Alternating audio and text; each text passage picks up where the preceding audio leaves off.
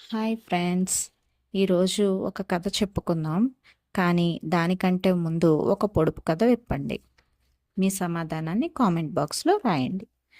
మూతే పడని నోటివాణ్ణి, వేలాడే నాలుకవాణ్ణి, నాలికకు చేయి తాకగానే గణగణ అరిచే తుంటరివాణ్ణి, ఎవరిని నేనెవరిని? సమాధానాన్ని కామెంట్ బాక్స్లో రాయండి. ఇప్పుడు ఒక చిన్న బాతు కథ చెప్పుకుందాం. ఒక సరస్సు ఒడ్డున బాతుల కుటుంబం నివసించేది. ఆ కుటుంబంలో అమ్మ బాతు, నాన్న బాతు మరియు 5 చిన్న బాతులు ఉండేవారు. చిన్న బాతులు అందరూ బాగా వినయంగా ఉండేవి. అయితే చిన్నదైన బాతు మాత్రం కొంచెం తెగువ, ధైర్యం కలది. ఒకరోజు అమ్మ బాతు నదికి వెళ్ళొద్దాం, నీళ్ళలో తేలుతూ ఆడుకోవచ్చు అని చెప్పింది. అందరూ సంతోషంగా వెళ్ళారు. కానీ చిన్నబాతు ఒక పక్కకి తిరిగి వెళ్ళింది. నేను ఒకసారి అడవికి వెళ్తాను, ఏముందో చూద్దాం అని అనుకుంది.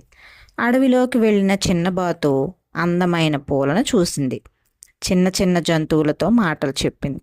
కానీ మెల్లగా చీకటి పడింది. అప్పుడే దారి తెలియకపోయింది. చిన్నబాతు భయపడి ఏడవడం ప్రారంభించింది. అప్పుడు ఒక చిన్న కుందేలు వచ్చింది. ఏమైంది బాతు అని అడిగింది. బాతు ఏడుస్తూ కుందేలుతో, నాకు ఇల్లు దొరకడం లేదు, ఎలా వెళ్ళాలో తెలియడం లేదు అని చెప్పింది. కుందేలు చిరునవ్వుతో, ఉదయం వరకు వేచి ఉండు, నేను నీకు దారి చూపిస్తాను, ఇక విశ్రాంతి తీసుకో అని ధైర్యం చెప్పింది. చివరికి కుందేలు సహాయంతో చిన్నబాతు తిరిగి తన అమ్మా నాన్నల దగ్గరికి చేరింది. అందరూ చాలా సంతోషించారు.